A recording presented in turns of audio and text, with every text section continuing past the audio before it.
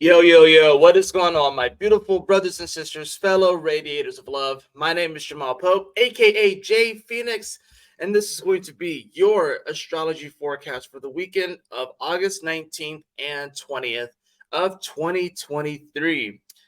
Appreciate you all joining me in this video. Hope that you guys had a wonderful week. Hope that you guys have a great weekend. And yeah, let's go ahead and hop right into what we have going on. So today, in many ways, is building off of the energies of yesterday, where we are building up to these exact aspects where we have the sun within that yod, of course, like I talked about with Neptune and Pluto. We're going to have Mars, which is coming into its opposition with Neptune, actually, at 27 degrees. We have Venus, which is building up to the square with Jupiter, and we have Mercury, which will be coming retrograde in just a few days' time. So things are going to be building up throughout this weekend. We will get some of the exact aspects that start to happen. Saturday is going to be the day where things really start to simmer. So let's take a look at it. Well, we start off the day, the moon moving into Libra. This is going to be a bit of a refresher, I'm not going to lie. So the moon in Libra is definitely going to be wanting to look for some sort of peace, looking for some sort of harmony, looking for some way to be able to at least relate to other people. That moon in Virgo was a hypercritical moon, especially going over a Mercury, which is slowing down, especially going over a Mars, which is trying to figure things out and trying to move forward without all of the knowledge, without all the information that Mercury was going to deliver. The moon went over all of these aspects, and now it's in the sign of Libra, right? So the moon, of course, is going to begin its opposition to the North Node energy, the Chiron energy, while it's also conjuncting the South Node in Libra, although we'll see that more later on. So, this moon in Libra, it's going to bring a bit of a refresher. It's going to be a little bit lighter than that moon was in Virgo, just because it's not going to be conjuncting any major aspects until it gets to the South Node. And, we can kind of take solace in the fact that, even if we don't have everything necessarily figured out with the whole Virgo energy, even if we're trying to figure out how to move forward, really trying to come up with the game plan and trying to see if that game plan works, this moon in Libra is at least going to give us this opportunity to sort of like balance out our emotions, if you will. Really that's what it comes down to. Yeah, honestly, balancing out our emotions and just trying to see, like, okay, so what really carries weight here? What is it that I really want to move forward to? Not that we want to neglect certain emotions. So, we want to be able to feel the full range of things, but also just give us an opportunity. It's like, okay, you know what? Which emotions, stuff like that, which ones do I really want to go forward? If you're feeling distress and then you also have moments of feeling joy, acknowledge the distress that you feel, but don't just stay in that place. Go towards your joy, move towards your joy, move towards your happiness, right? So, and this is not about just turning a blind eye to the deeper or darker emotions or the lower vibrational emotions. It's not about that, but we also don't want to just remain stuck there. You know what I mean? So that moon in Libra is going to bring a little bit more of a refreshing kind of energy. Give us opportunities to kind of talk it out with people, talk it out with ourselves. Give ourselves a chance to just really relate to other people and to kind of see how other people are feeling. You know what I'm saying? So we have that aspect, and Mercury moves to 21 degrees of Virgo. Why is this important? Well, this is the degree that Mercury is going to station retrograde at. So Mercury is moving slow, and Mercury is going to retrograde in 5 days? I think it's on Wednesday. So Mercury is moving very slow, much slower than it really wants to. It's not going to catch up to Mars, right? It's not going to get to Libra, right? It's moving slow. It's about to start moving backwards from our point of view. And this is going to be very important, especially in the sign of Virgo. This is a major recalibration anyways. Mercury in Virgo definitely wants to have all of the details figured out and communicated. Now that it's going to go retrograde, this is going to throw things. This might honestly be a pretty intense Mercury retrograde, also because it's dealing with the fact that it's opposing all of this Pisces energy anyways. I don't think it's going to exactly oppose Saturn or Neptune, I have to look a little bit more into it. But the fact that it's still hitting this spot is pretty intense, right? So, no, the good thing about this retrograde is that it is going to end up making the trine over to Jupiter while it's in its retrograde phase. So it's going to give us this opportunity, like, even if we don't have all the details, we need to kind of go back. It's like, okay, so what is working, as far as our value and our worth, and how can we expand upon that? Like just focusing on that is going to be powerful. Instead of trying to figure out every single minute detail, trying to figure all that out, but really just taking it back to the basics in many ways. Now, Mercury is not going to trine Uranus. I think this is important because I think we're wanting this aha moment that Uranus would give us, but we're not going to quite get there. It's sort of like we're getting to the moment where we screw in the light bulb, whatever like that, and we're going to be like turning it and clicking it, and it's not going to come on. The light bulb's not going to come on, which can cause some frustration, right? Because we really want that aha moment. We really want that moment where Mercury can catch up to Mars and be like, hey, this is what Venus said. This is what the sun said. This is what you need to do. This is how you need to move forward and to act, because this is what we figured out. But Mars is going to keep moving forward. All these energies are behind it. So these feelings, these messages that are going to be coming through, is going to be a little bit more subtle. It's not going to be exact. It's not going to be in your face. This is going to be much more internal, especially with two of those energies, Mercury and Venus, which are going to be retrograde. So it's going, and the sun is like slowly catching up to Mars. Remember, the sun's moving less than a degree a day, like just under a degree a day that the sun is moving.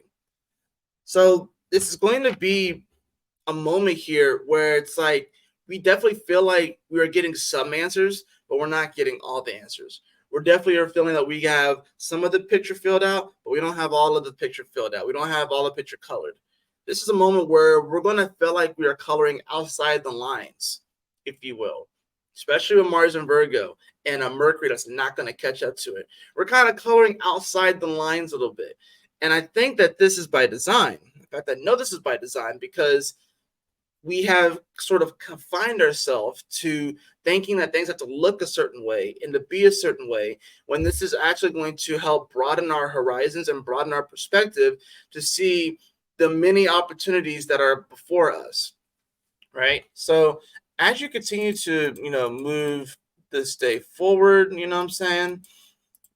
The moon is not going to make a whole lot of major aspects. I mean, sure, it's going to King Kong Saturn at 4 degrees. It's a very temporary aspect. It's only going to last for like a few hours or so. If anything, this is going to bring up, relatability and whether or not we belong in certain areas and trying to find the balance in things. And then, of course, Saturn and Pisces is still one. It's like, can we make that dream work, though? Saturn's retrograde, though. She's on vacation. So it's all about like, we can't just fully rely on someone giving us the answers, or an authority figure giving us the answers on how to make our dream work. We gotta talk it out. We gotta kind of feel it through ourselves. With the moon being in the decan ruled by Venus and Venus retrograde here, there's this energy where it's like we kind of can almost feel like we're in no man's land. You know what I'm saying? It almost can kind of feel like we're like kind of in the desert, and we have some tools. We even have some water. So it's not like we're like looking for water in the desert. We actually have some stuff. We may even have a camel, but there's not really a whole lot around us to really go off of. And we're trying to find our way through this. So it's like we have a certain amount of tools to kind of navigate this land and navigate this desert, or maybe you're in the woods. And I think that's what it comes down to. At least it's not that you have nothing. That'd be one thing. If you had nothing, if you had no food, if you had no water, if you had no animal companion, if you will, because that's the other part about this. People don't think about Virgo because Virgo rules pets. So there's an aspect of familiars that may come up, or like pets that can come up with this energy, especially with a Mercury retrograde that's about to happen here. Some of you guys may actually start to come. Maybe some of you guys actually may get new pets during this time with the Mercury retrograde here. And maybe it's the pet that's going to bring about the communication that you need. There's going to be some sort of maybe relationship with that pet or with that animal that may come up, that they may provide for you some sort of clarity on how to move forward. It's going to be more subtle, if you will, but it'll be more like a teaching moment, if you will, too. Now remember, Virgo in the tarot is the Hermit card.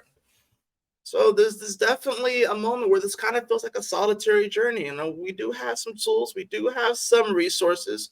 We're not just out here just hanging out without anything. We're not just being completely hung out to dry. But there's an element where we kind of do have to figure things out.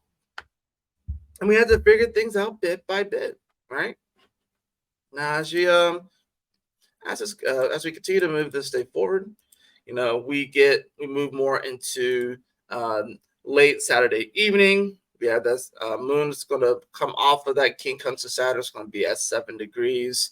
And as you can see, these energies are starting to tighten even more. The sun at 26 degrees of Leo, which is going to be starting to make that quincunx over to Neptune is starting to tighten, as well as the quincunx over to Pluto. So that yod is going to start tightening. We have Venus at 16 degrees, 29 minutes of Leo, and the square to Jupiter is starting to tighten, right? We're going to see that come more exact tomorrow. So as you move this to Sunday, and we get to Sunday morning, let's just say 8:43 Sunday morning, we can see now that the sun has quincunxed Neptune exactly at 27 degrees, right? So this really does kick off the yod that we're going to feel from Sunday into Monday. And this is, of course, going to be happening while Venus is squaring over to Jupiter. Now, this isn't exact. It's about a degree apart, but it's still going to be coming more and closer. So that's the interesting thing about it, is that this whole energy that's sort of starting off with the yod, with the Venus square, with the Mars opposition, and Mercury retrograde begins with an awkward energy. It begins with the sun in Leo, which is looking for us to know our power, to be bold, to be courageous, to move forward in our creativity and express that creativity, especially in the decan ruled by Mars. So we have the sun and Mars, which are separated by about 30 degrees or so, not exact, right? But they're separated by about 30 degrees or so. There's definitely this element where we want to take some sort of bold action and move forward. But we're dealing with the quincunx to Neptune retrograde in Pisces at 27 degrees and Pluto here at the edge of Capricorn. So let's talk about the Neptune one first, right? 2 + 7, 9. Mars, action energy. We want to take some sort of action, especially towards our dreams. Maybe we feel like our dreams are breaking in front of us. Maybe we feel like we can't have that dream. Maybe we feel like we're not good enough for that dream. Maybe we feel like it's sort of awkward trying to reach out for that dream, right? Neptune is, like I said, it's backwards. So Neptune's actually awake. So this is definitely sort of like this moment where it's like, well, you can actually make this happen, but the dream, it's not going to happen like how in dreams can be, where sometimes things just happen to manifest. No, you got to actually put in some work and put in some effort and actually take some action. You can't be afraid to take action. That's the thing about this. You can't be afraid to take action towards making your dreams happen, no matter how awkward it feels, no matter how weird it feels. And it feels awkward because it's something that you haven't done before. Remember, we just had a cazimi of the sun conjunct Venus in Leo. Well, Venus was retrograde in Leo, only Leo, for the first time in over 200 years. So no one has felt it. So no one has done this energy. No one has experienced this. This is the first time for all of us, which is why it feels so weird. This is why it feels so like, even if we have people in our life, even if we have people on our side and our team, it still feels like we're kind of going through this alone, even though we're not, because we're not going through this alone. But it still feels like we have to figure this thing out by ourselves. That's what it feels like. It feels like we are going through some sort of insane initiation after the purification of Venus. Now, that's that aspect. We got the Pluto aspect, right? in Capricorn. Well, we already know about this. This is that time skip energy, right? And the Sun King Kong seeing that Mars energy, which is at the edge of Capricorn. When it comes to like these structures, the way the society is built, there's definitely going to be this element where it's like, you know what? When it comes to our heart, when it comes to our creativity and our passion, we can absolutely make the dream happen. But it's going to feel awkward because we have to move and act in ways that we've never moved and acted in before. Does that actually kind of match up to where society is right now? It could feel awkward. You know what I'm saying? But some of you guys, myself included, may feel like you don't really fit in with the way things are right now. You feel like this timeline that we're in, like you may feel like you should be in some sort of further timeline. Maybe you start questioning whether or not your dream can even vibrate within this reality because maybe you feel that it's has to look a certain way or be in a different kind of structure. I'm trying to put my words to it because it's kind of almost hard to put words to it. You know what I'm saying?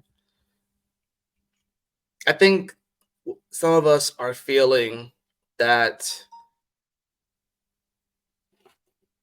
if we really express our joy in the way that we really want to, will it be something that is congruent with society? The answer is sort of. Because so many people are going through these transformations and are really discovering what's in their heart place, that's naturally going to change how society looks the more and more people do it. Now, the established structures of society are going to be falling and collapsing and transforming. That's happening right now, right? But it's not going to look perfect. We have to build this bitch back up. So we can't be afraid to build this bitch back up. That's really what it comes down to, right? I would love for astrology to be taught in schools, like regular schools. I would love to see astrology taught in schools. That'd be fantastic for people. For like, imagine a world where children knew their birth chart, where children knew like there's like I mean, children might know their sun sign, but they like know the degrees of their sun sign, know their moon, know their rising, know their Venus, know their Mars. You know what I'm saying? To like teach children how to look at a chart and actually like interpret it. I would love for that. I would love for us to be able to teach children how to use their intuition from a very early age and foster that creativity and that imagination that they have instead of a society where we pretty much we pretty much kill their imagination from an early age. And those kids who fight back against the killing of their imagination, maybe they struggle, some struggle, some don't, but maybe they struggle a little bit to maintain that imagination as they grow older, right? So, this is definitely going to be an interesting time, especially because, Venus was in this spot. Now it's the sun. Now, the great thing about it is that since the sun is at home, the sun's probably going to win this one. Pluto probably will have a little bit of the upper hand on the sun. I'm not going to lie, even though it is retrograde. But the sun still is at home in Leo. It's still very strong, right? But this is definitely going to feel like we have to have the courage and the bravery to still express ourselves, even if it doesn't look a certain way, even if maybe the dream doesn't necessarily match the reality right now, and that maybe we just don't feel like we fit into the current society. But you are still here and you are meant to make a difference. You are meant to be a transformer of these energies.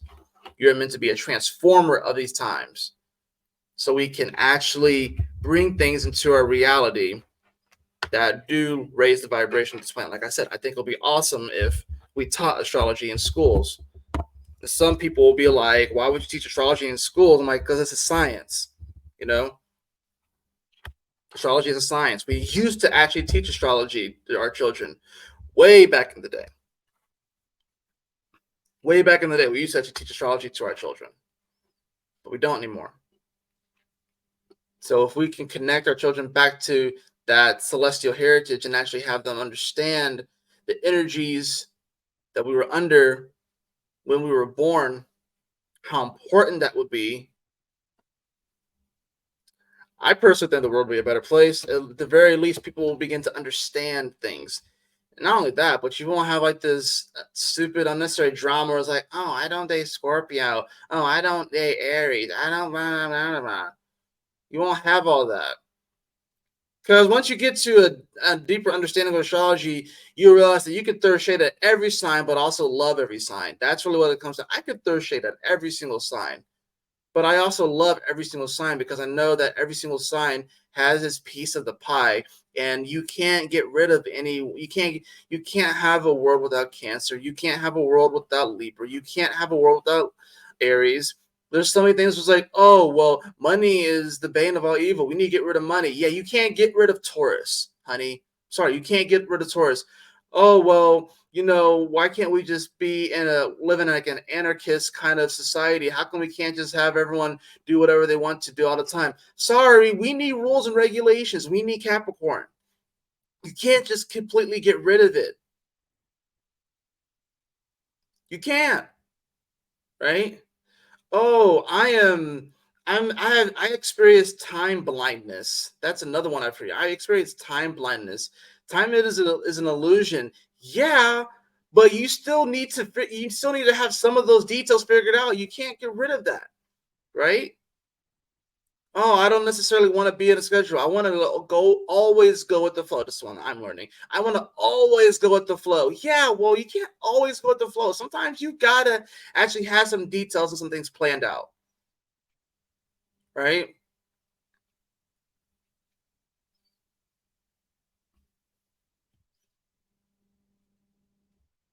So we have to appreciate all of the energies, all of it, all of it. That's what it comes down to. Anyways, rant over.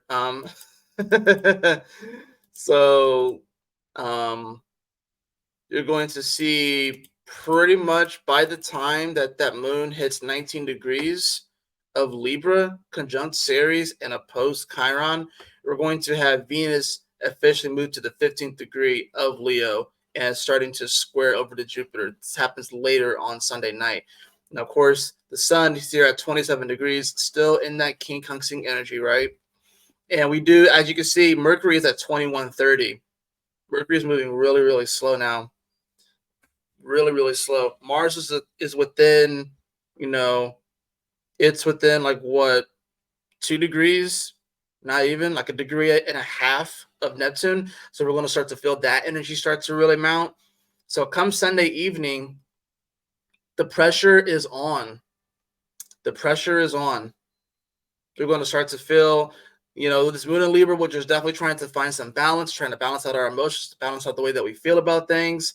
Not only that, but we have the minor asteroid of Ceres here. So there's going to be like a harvesting of emotions, if you will, right? And kind of gathering to see, what has come up over all this energy.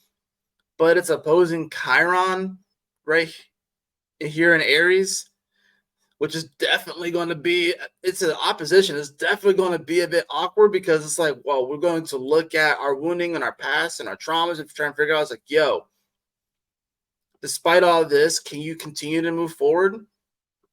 Or will we kind of let ourselves get into a bit of a tizzy about this and start to question whether or not, despite this, we can still move forward and feel good about where we are? Even if we find the way to feel good and to find the joy, find happiness, even if things aren't exactly the way that we want, even if we don't have the amount of money that we want, even if our relationships may not look exactly the way that we want, can we still find happiness in those moments? Just because everything's not going the way that you want doesn't mean that you can't be happy. You can also embrace your superpowers, right?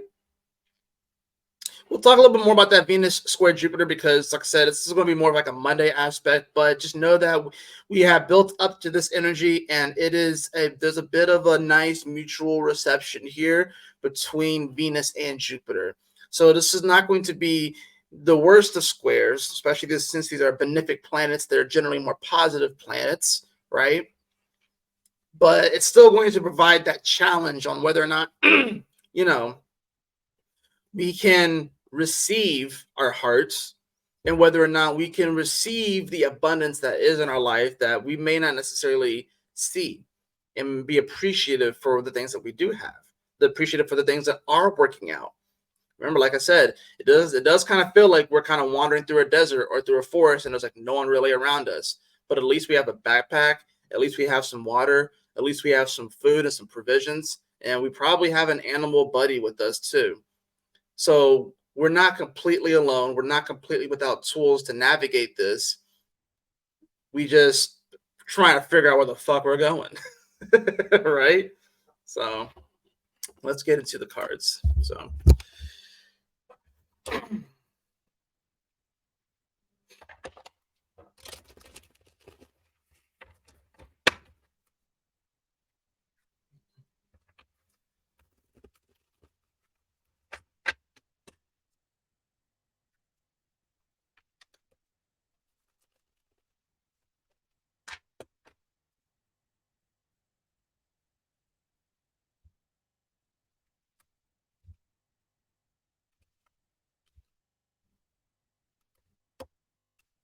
yeah, I have the Three of Pentacles, right? I have the Three of Pentacles. I also have the Four of Cups in reverse, right? Four Cups in reverse. And then I also have the Page of Pentacles upright. This is definitely not a time to get too caught up in our head and too caught up in our feelings, so especially with that Four of Cups. Now with this card, it's like a mermaid, and she's kind of just looking at she's looking at her reflection in the water. You know what I'm saying? She's just sort of like, oh, yeah, this is not really a time to be apathetic. This isn't a time to embrace what we are building, and to, like, what I'm saying, like, now, well, yeah, there's two people right here, and you also have like the chameleon there too. This is a time to embrace what we are building, what we have built, and foster those relationships that have us feel like we're working towards something and building something, especially with this Page of Pentacles too. There's a many ways, sort of like going back to basics there. You have the owl there too. So definitely we're going to be looking out for some sort of wisdom to come through. But you can see he's like sitting on top of this mound. He's holding the sun in his hand. So we do have a companion here. So even if it feels like we're kind of wandering through things, is that a dragon? Yeah, it looks like he's sitting on top of a dragon. And I can't tell if the dragon is asleep or if he killed this dragon. But from what it looks like, I have a feeling that the dragon is simply asleep, right? I have a feeling that this dragon in this card is simply asleep. And he's just kind of sitting on top of it. And then you have the owl there as well. So there's definitely this feeling where, we're trying to tame certain things in our life. We're trying to slay certain dragons in our life. And I think it's like we'll get there. We get to the dungeon and the dragon's asleep. And maybe the dragon opens up its eyes and it's just like some sparks come out, smoke comes out of its nose, and it goes back to sleep. And we're just like, I thought I was supposed to go to like battle with this dragon. And you just kind of climb on top. You just sit there and it's like, well, I might as well work on manifesting and my chi. And like, you just sit there, just collecting energy in your hand, and just like, well, you might as well work on like making this formed, you know. You know what I'm feeling like this is? It's like when Naruto was learning the Rasengan, and he had to first figure out how to, you know, form that energy inside of like a bubble, like inside of a ball. And he had to figure out, it's like, okay, you know, you would see that it would be misformed and misshapen, and the energy was all erratic and stuff like that. But then over time, as he practiced and practiced and practiced and practiced and practiced, that energy became a lot more formed and not as erratic. And then he took it to a whole another level too. So I think that's what this is about. It's like, taking our superpowers to a whole another level, but we have to kind of come in, and this is going to be like this recalibration, like I said, with Mercury slowing down, it's about to retrograde, with these king conjunction energies, with the squares that are happening, with the opposition of Mars and Neptune. This is definitely a moment where we're having to sort of recalibrate. We're going to get to the dungeon, and the dragon's not really going to be concerned with us, because we almost don't even pose a threat to the dragon, right? Dragon's going to be chilling, you know? I'm looking at this dragon, and honestly, the dragon looks asleep. He doesn't look dead. Now, he could be. The more I look at this card, there's more things that are coming out of this. But yeah, there's definitely this feeling where we're trying to, like, recapture and realize our value. But we have to kind of go back to basics, with the Page of Pentacles. Not a King of Pentacles kind of energy. It's like going back and saying, okay, well, I have this thing. I have this resource. So let me just utilize what I have. Let me utilize resources that I have. So, and let's get the Oracle card for today too.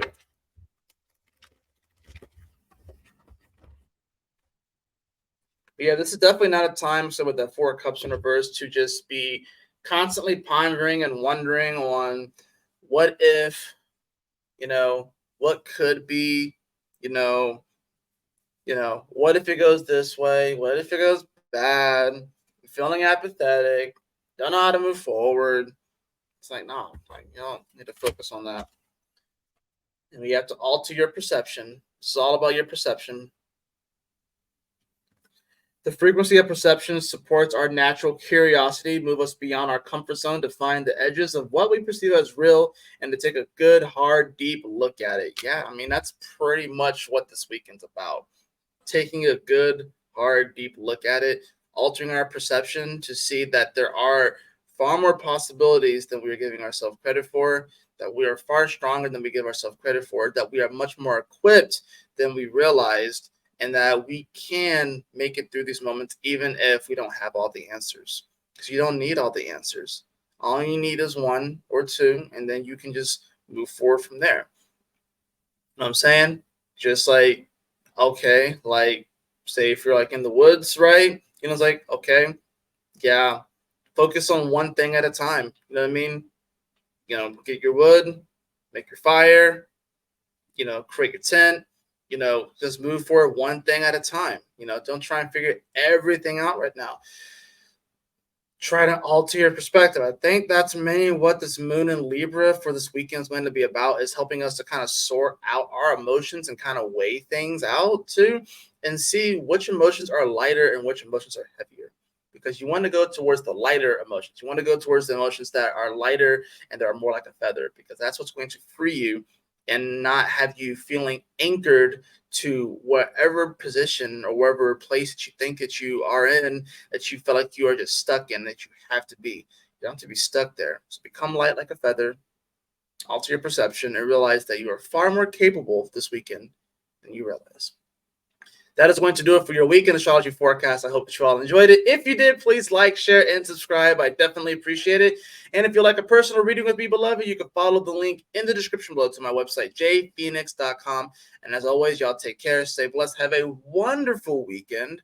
I'll see y'all on the next astrology forecast. Peace.